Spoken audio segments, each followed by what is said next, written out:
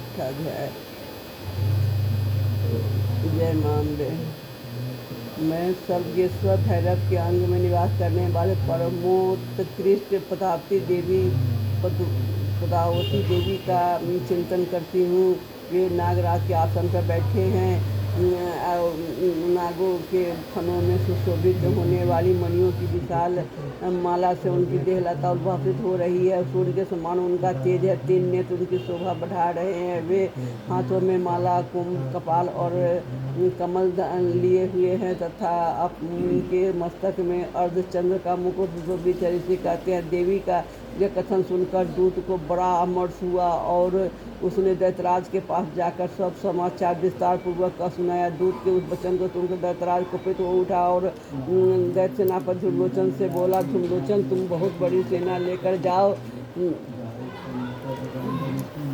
उस दुष्टा के केस पकड़ घसीटते हुए बलपूर्वक यहाँ ले आओ। उसकी रक्षा करने के लिए यदि दूसरा कोई खड़ा हो तो वह देवता या सिकंदर ही क्यों न उसे मार डालना। ऋषि कहते हैं। सुन के इस प्रकार आज्ञा देने पर उस धूम्रलोचन ने दैत्य 60,000 असुरों की सेना साथ लेकर वहाँ से तुरंत चल दिया।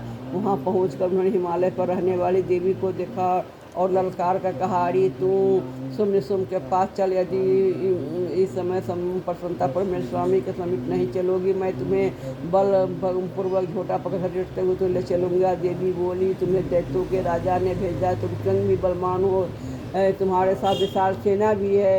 ऐसी दशा में यदि मुझे बलपूर्वक ले चलोगे तो मैं तुम्हारा क्या कर सकती हूँ। ऋषि कहते हैं। देवी के योग कहने पर वसु धूम्रलोचन उनकी ओर दौड़ा और तब अंबिका ने हूँ शब्द के उच्चारण मात्र से उसे भस्म कर दिया। फिर तो क्रोध में भरी हुई दैत्यों की विशाल सेना और अंबिका एक दूसरे पर तीखे सहायकों और शक्तियों तथा फरसों की वर्षा आरंभ की।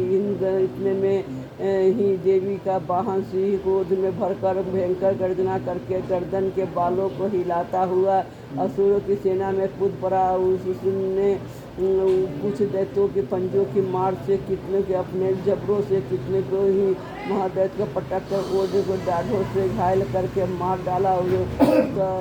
उस सिंह ने अपने नखों के कितने के पेट फाड़ डाले और थप्पड़ मारकर कितने के सिर धड़ से अलग कर दिए। कितने की भुजाएं और मस्तक काट डाले और था अपनी गर्दन के बाल को हिलाते हुए उसने दूसरे दैत्यों के पेट फाड़ कर उनका रक्त चूस लिया। अत्यंत क्रोध में भरे हुए देवी के वाहन उस महाबली सिंह ने क्षण भर में ही असुरों की सारी सेना का संहार कर डाला।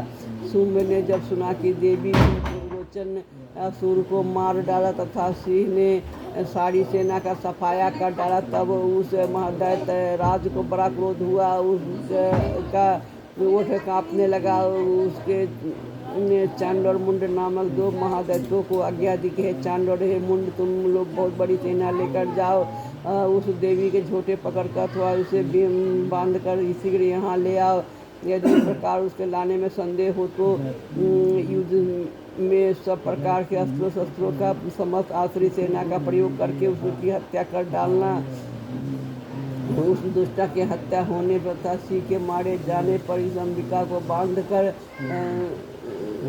साथ ले शीघ्र लौट आना। इस प्रकार मार्कंडेय पुराण में श्रवाणी मनवंता कथा के अंतर्गत देवी महात्म्य धूम्रलोचन का वध नामक छठा अध्याय पूरा हुआ। जय मां अम्बे। प्लीज सब्सक्राइब करें।